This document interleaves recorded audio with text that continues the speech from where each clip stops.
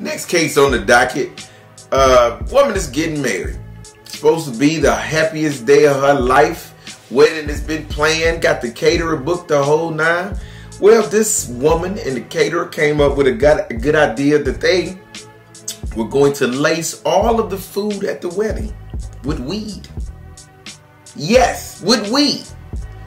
So you got weed cake, you got weed chicken, you got weed snacks. Every weed was in weed infused food throughout the entire wedding. Now, did they tell anybody? No, they didn't. They ain't tell nobody. They just put weed in the collard greens and kept it moving. That's what they did. They sprinkle weed or inserted weed, however the hell you make weed infused food. They just put the weed in the food and served it to everybody. Now you go home later on and you wonder why Nanny got the damn munchies.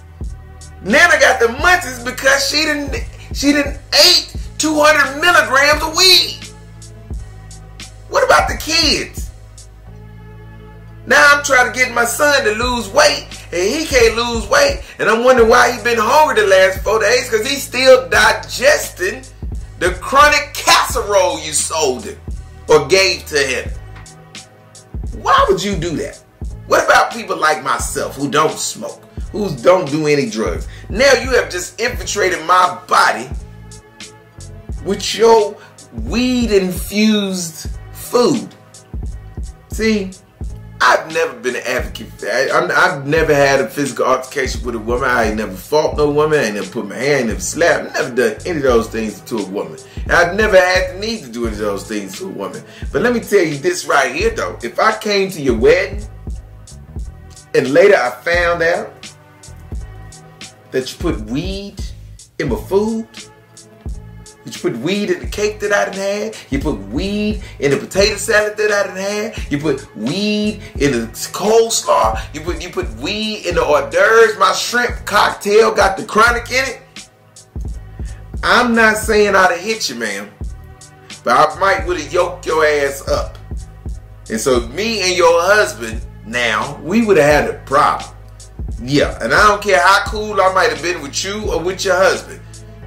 You getting yoked up. And if your husband wants to smoke, his ass get yoked up too. Because what you're not going to do is just feed me weed and not tell me.